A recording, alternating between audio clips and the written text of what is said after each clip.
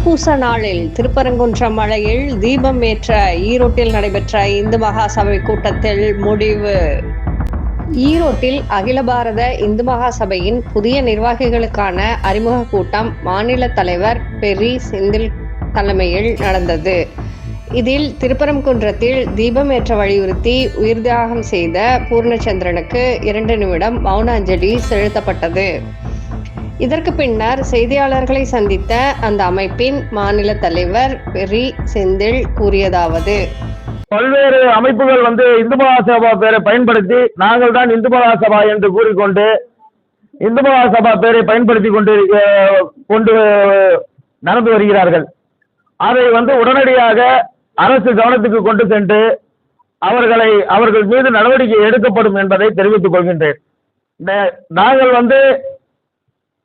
பல கட்ட வழக்குகளை தொடர்ந்து 2020 அன்று எங்களுக்கு தீர்ப்பு வரப்பட்டது.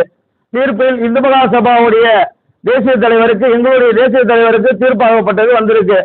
ஆனால் இங்கு தமிழகத்திலே ஒரு 5 அமைப்புகள் நாங்களும் இந்து மகாசபா என்று இந்து மகாசபா பேரை பயணித்துக் கொண்டிருக்கின்றார்கள். அவர்களையும் எங்களது கொடியும் பயன்படுத்திக் கொண்டிருக்கின்றார்கள். எங்களது கொடியை அவர்கள் பயன்படுத்தக்கூடாது என்பதை தெரிவித்துக் கொள்கின்றேன். மேலும் இந்த கூட்டமானது ஆலோசனையானது திருப்பரங்குன்றம் தீபமலையிலே தீபம் ஏற்றுவதற்கு நீதிமன்றம் உத்தரவிட்ட பிறகும் இதுவரை எந்தவித நடவடிக்கையும் எடுக்காத தமிழக அரசை முதலில் வன்மையாக கண்டிக்கின்றோம்.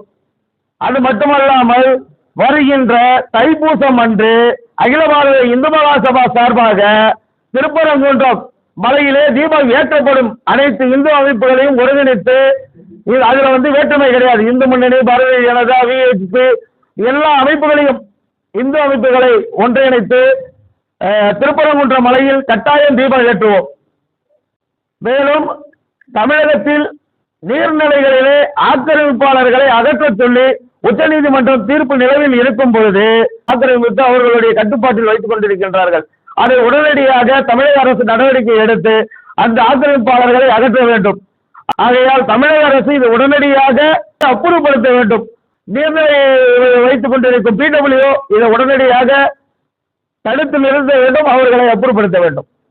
இது திமுக வாக்குகளை நம்பியே இருக்கக்கூடிய அரசு. இந்துக்கள் எல்லாருமே ஏமாளி.